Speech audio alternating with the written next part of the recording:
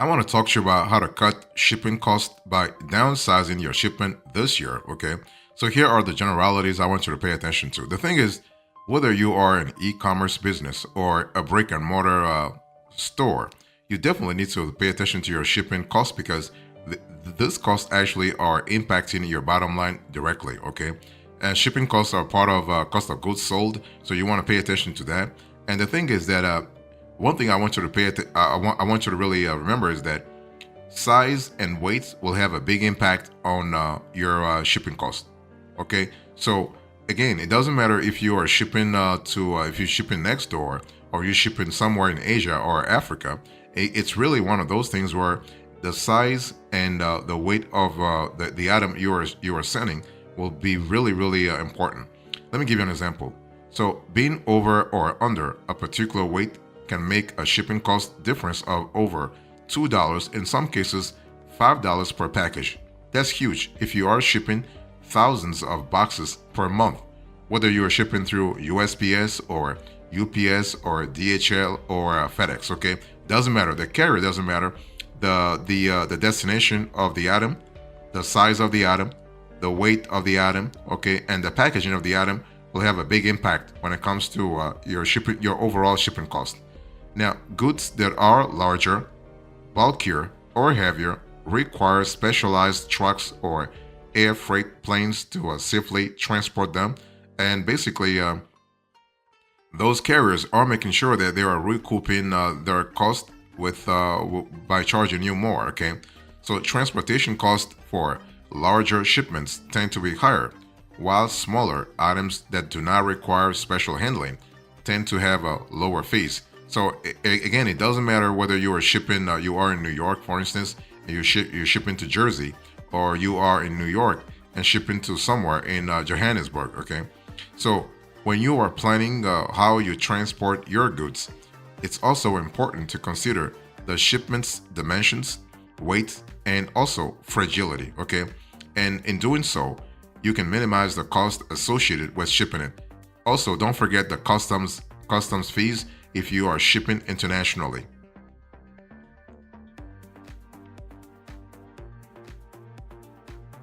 So, besides the impact of size and weight, you also got to think about the importance of dimensions. Okay, your packaging dimensions are a major factor in calculating shipping fees. So, if you are trying to cut shipping costs by downsizing your shipments, you have to pay attention to dimensions. In fact, some carriers consider dimensional weights the main variable in their determination of shipping cost. So basically, dimensional weight actually is dim. Okay, so what is dimensional weight or dim weight? Let's talk about that. It's actually how much space a package takes up on a truck or airplane during transport. Another way of looking at it is actually the weight for shipping purposes based on the dimensions of the box or container instead of the actual weights on a scale. Let me give you an example so that the whole thing is more clear to you.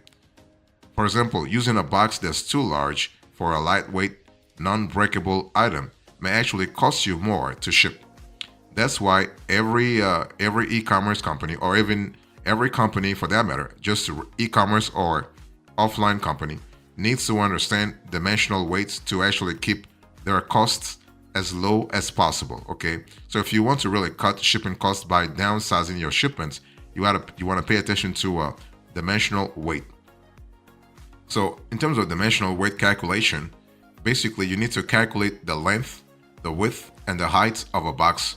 So use this equation: L by L times W times height divided by the dim factor. This is actually the dimensional weights. Okay, this is how you really now note that each of the three main carriers, UPS, USPS, and FedEx, they have their own dim factor. So something to think about. Now, how do you reduce dim weight and its accompanying cost? Well, try to reduce the dimensions of the package as much as possible. So, okay, if the item, for instance, is a lightweight and not fragile, you don't have to pack it in a large box. Using a smaller one can save you a significant amount of cash. If the items you are going to ship vary in size, multi-depth boxes can be a great way to accommodate items of assorted sizes. If you sell small, non-fragile products like clothing and or let's say other soft goods, try shipping your orders in plastic mailer envelopes or poly mailer bags. This can be more cost effective than boxes. Not only do this shipping options actually eliminate the need to use a heavier box, but they also eliminate the need to have void fill or other packaging. Void fill not only adds purchase, shipping, and storage cost, but also weights.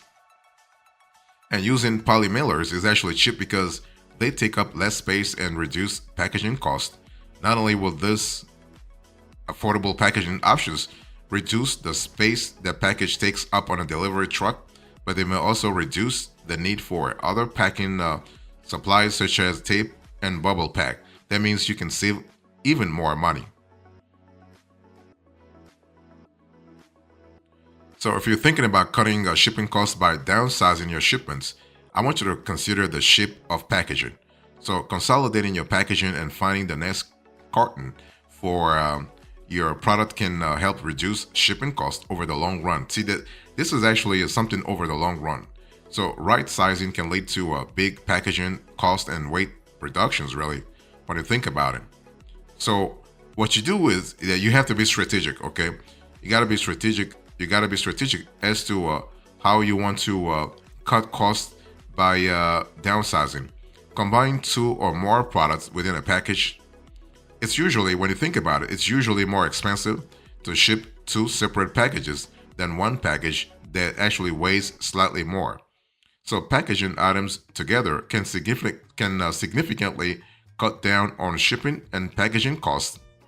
By consolidating your shipment, you can actually cut weights, density, and the chances of damage or loss. It's a lot easier to track one piece of freight than to keep track of many, especially if they are very, very small boxes, okay? You also want to use the best shipping container for your products because every product is different. Maybe you have the best shipping container for your product, so try to use packaging that is as close to the items shipped as possible. Telescoping boxes are a great option for longer, odd-sized items that actually vary in length, such as flat-screen TVs, golf clubs, and rolled rugs. You'll be surprised how many shippers use boxes that are too large because that size is the stock size for the supplier. If you sell products in bottles, you might want to consider square-edged bottles over round ones. Square-edged bottles, when placed side by side in a carton, take up actually less space than round boxes. This translates into smaller carton sizes for the same number of bottles in a case or on a pallet.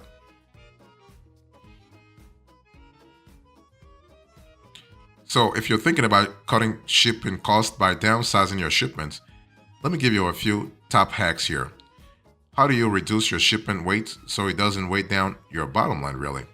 So one way to reduce your shipping costs is to actually reduce the weight of your shipment, right? I've already explained that to you. So the thing is that typically your product has a fixed weight, but there are packaging options you can consider that can help minimize shipments weight and shipping costs. Always keep in mind that every ounce counts, literally. So you want to eliminate inner packaging. You want to use the correct box or packaging type. Sometimes a box is not the best option for shipping as they are heavy and bulky. You want to use lightweight boxes or packages. Use lightweight packaging materials, bubble wrap, crinkle paper, or filler paper. Those are great options. Consider packing peanuts instead of wool blankets, which are heavier. You also want to reduce packaging.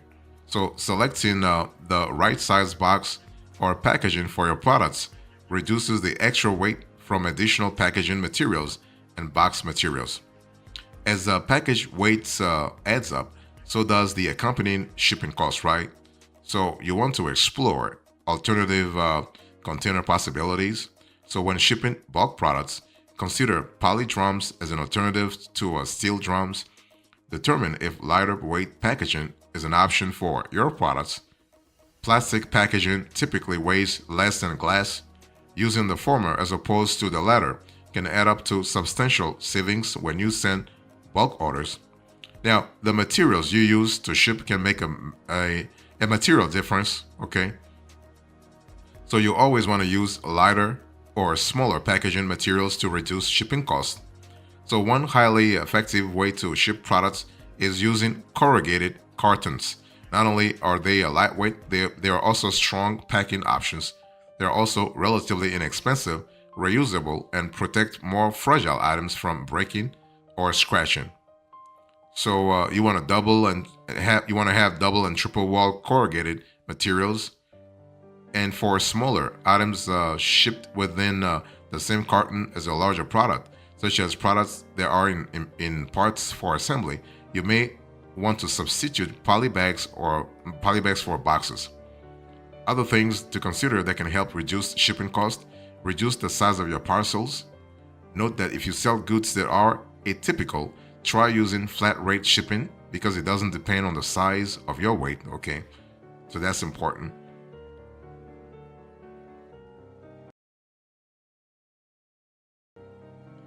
Let me give you a few extras here. So the thing is that when you think about saving on shipping costs for box orders, you got to have a certain strategy, especially if you are going to ship volumes every single year. Boxes by nature are large, bulky, and carry higher shipping costs than a lot of smaller and lighter items. As such, unfortunately, buying boxes from some companies can end up becoming impractically expensive for you, okay? You got to think about the cost really. So to address this, you want to really place a strong focus on packing every order as efficiently as possible so that you can keep dimensional weights and shipping costs at a very absolute minimum. That's what you want. So you also want to try out various shipping carriers. So you want to think about exploring what USPS has to offer, what UPS has to offer, and FedEx has to offer. So when you think about USPS, think about the most budget-friendly option for small orders, typically up to 3 pounds or so, and depending on where you are shipping to. So if you are shipping small, lightweight items, this is actually a good place to start. Priority mail and priority mail flat rate options can be great for speedy deliveries at competitive rates. What about UPS? Well, UPS is known for its reliability and extensive global network. UPS has various services including ground, air, and international shipping, making it suitable for a wide range of shipping needs. Consider UPS SurePost, a service that utilizes UPS for long-haul transport and then hands over the package to USPS for final delivery, which can be a cost-effective option for some shipments, okay? And finally, you want to think about FedEx. So FedEx is actually recognized for its fast delivery services, making it ideal for time-sensitive shipments. So if you're looking for time-sensitive shipments, think about FedEx. FedEx One Rate can offer predictable pricing for packages up to a certain weight, which can simplify actually cost calculations big time.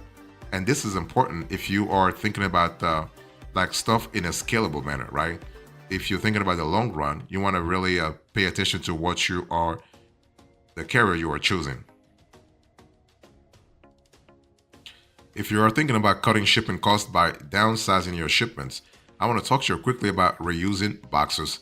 So can you reuse Amazon, USPS, Priority Mail, or other boxes? Yes, you can. Now, reusing boxes for shipping is actually an eco-friendly and cost-effective practice that many people and businesses adopt to save money and reduce waste. However, there are important considerations and guidelines to actually follow to ensure that reused boxes are acceptable for shipping and protect the items they contain, right? So that's important. So reusing Amazon boxes, not a problem, but you have to really think about condition and suitability. So Amazon boxes are a popular choice for reuse due to their sturdy construction and availability. However, you want to ensure that the box is in good condition before reusing it for shipping. The box should be sturdy, free from excessive wear and tear, and capable of protecting the content during transit. That's really important. So the thing is that you want to inspect the box for damage, remove you want to remove old shipping labels, and you want to reinforce weak areas. Now, the benefits of reusing Amazon boxes, the whole process is cost effective and also eco-friendly. What about reusing USPS priority mail boxes? Well, there are some specific restrictions and guidelines. So, USPS priority mail boxes are provided free of charge for shipping via USPS priority mail services. Those boxes have actually a specific restrictions, and they cannot be used for other types of shipping or non-priority mail services. So, misusing USPS priority mail boxes can result in additional charges or shipment refusals. Okay, so the proper use of USPS priority mailboxes. Think about exclusive use for USPS priority mail, and you also want to follow USPS guidelines. And there are key points to remember. You want to remember that there is a free service benefits, and also you got to really think about compliance. Now, when it comes to reusing other boxes from various sources such as retail purchases or previous shipments can be reused if they meet the carrier's requirements. It's actually crucial to check the structural integrity of those boxes and ensure they are free from contaminants and old labels. So, verify carrier-specific guidelines, check box condition, clean and reinforce the box. Okay, use appropriate packing materials. Think about labeling and also think about reinforcement. Big time, especially if you're trying to get things done in a proper way. Let me quickly talk to you finally about. I want to really go quickly back to USPS boxes. Okay, now can you use or reuse USPS boxes? Because there's a whole conversation online about it. Okay, now USPS has actually answered that question. What's the proper way to reuse a box? Well, recycling and reusing packaging is actually great for the environment, and the USPS is actually recognizing that. Okay, but the thing is, if you are doing a reuse or recycling, you have to do it correctly. If you want to send it through the mail, don't reuse mailing boxes. They can weaken in the shipping process. Reused boxes and containers that once held liquor, wine, beer, cosmetics, or cleaning supplies must have markings completely removed or obliterated. If they still display markings associated with hazardous, prohibited, or restricted materials, USPS employees are required to handle the item as if the marking reflects the content. Okay, so it's something to really think about. So for the safety of the staff, the USPS staff, all of us, by the way, all of us, customers and the public, such as like an item will be removed from the mail stream, and the sender will be responsible for retrieving it. So if you do not want to pay extra, don't go that route. Now, can you use Priority Mail Express service or Priority Mail service envelopes for other mail? Well, it depends. If any Priority Mail Express service or Priority Mail service packaging or packaging supplies applies, you can really you can Priority Mail tip. You can use that to seal a USPS Ground Advantage package. So these are used. One thing you have to understand is that USPS will charge the Priority Mail Express or Priority Mail price. So, and this is bad because here you are having a misuse, and the misuse may be a violation of federal law.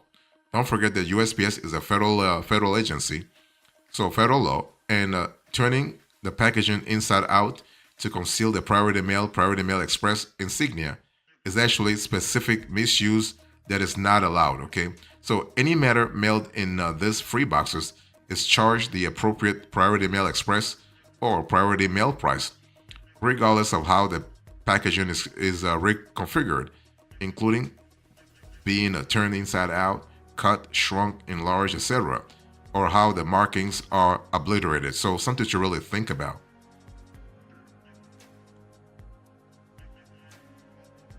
In conclusion, in today's conversation, I spoke to you about how to cut shipping costs by downsizing your shipments. I give you the generalities, the top hacks, the extras, and also spoke about reusing boxes. Thank you so much. God bless you. I will speak to you next time. Until then, remember, stay marvelous.